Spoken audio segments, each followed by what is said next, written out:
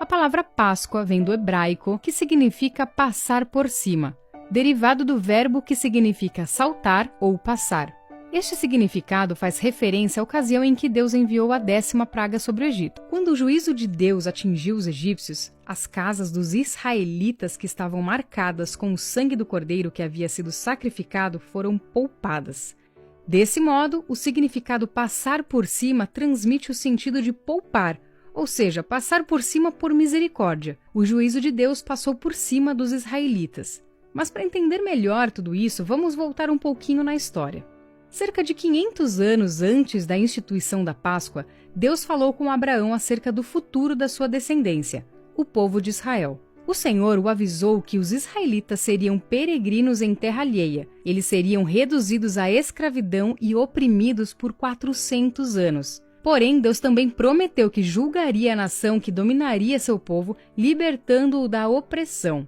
Mais tarde, José, bisneto de Abraão, foi traído por seus irmãos e vendido como escravo, e acabou parando no Egito. Depois de enfrentar muitas dificuldades, segundo o plano soberano de Deus, José se tornou o governador do Egito, ao liderar as ações que garantiram que o Egito tivesse mantimento numa época de terrível escassez. A crise levou a casa de Jacó até o Egito em busca de alimento. Então eles descobriram que José havia sido exaltado por Deus naquela terra e que ali a descendência de Abraão sobreviveria. Durante algum tempo, os israelitas viveram com dignidade no Egito, mas José e toda aquela geração morreram, e chegou o tempo em que se levantou um faraó que não conhecia José e escravizou o povo de Israel. Depois de 400 anos que os israelitas estavam no Egito, Deus levantou Moisés como libertador de seu povo.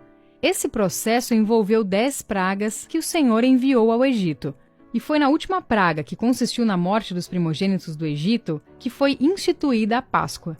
Quando Deus anunciou essa 10ª praga, ele também deu instruções a Moisés de como os israelitas deveriam proceder. O Senhor ordenou que eles sacrificassem um cordeiro ou cabrito macho, sem defeito, no 14º dia do mês de Abide, e aspergisse o sangue do cordeiro nos umbrais e no alto dos batentes das portas de suas casas. Eles deveriam comer a carne do cordeiro assada no fogo, acompanhada de pães asmos e ervas amargas. Aqui podemos fazer as seguintes observações. Os pães asmos eram pães sem levedura, ou seja, sem fermento. Eles deveriam ser comidos como lembrança da pressa durante o êxodo. As ervas amargas estavam diretamente associadas ao sofrimento e à aflição dos tempos da escravidão. O Senhor também ordenou que eles comessem com pressa e com os lombos cingidos, sandálias nos pés e cajado na mão, pois naquela mesma noite Deus passaria sobre o Egito.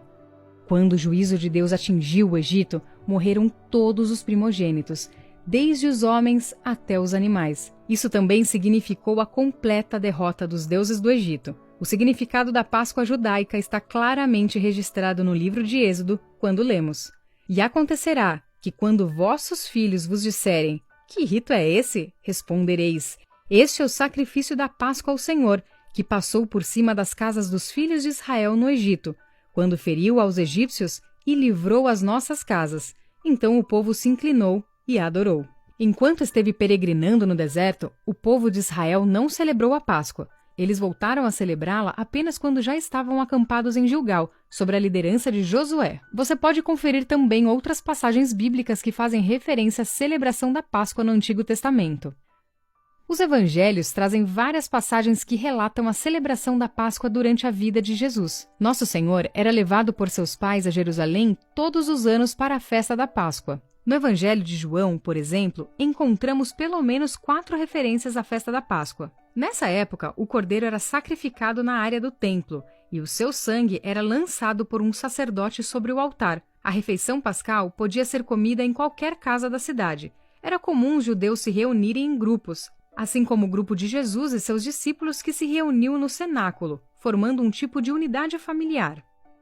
Por ocasião da Páscoa, acreditava-se que entre 60 e até 180 mil judeus compareciam a Jerusalém. Obviamente, a maioria deles era formada por judeus da diáspora, ou seja, judeus que viviam fora da Palestina. Os gentios não podiam participar da Páscoa, porém, os prosélitos que aceitassem satisfazer as condições exigidas para tal celebração podiam participar dela. Depois da queda de Jerusalém e da consequente destruição do templo em 70 d.C., a Páscoa judaica passou a ser uma celebração íntima e familiar, mais próxima do que foi no Êxodo, já que não era mais possível realizar todo o ritual feito no templo. O profeta Isaías profetizou acerca de Moisés, dizendo que, como um cordeiro, ele foi levado ao matadouro. João Batista, falando acerca de Jesus, fez a importante declaração: Eis o Cordeiro de Deus, que tira o pecado do mundo. Jesus foi traído, preso e crucificado durante a festa da Páscoa em Jerusalém.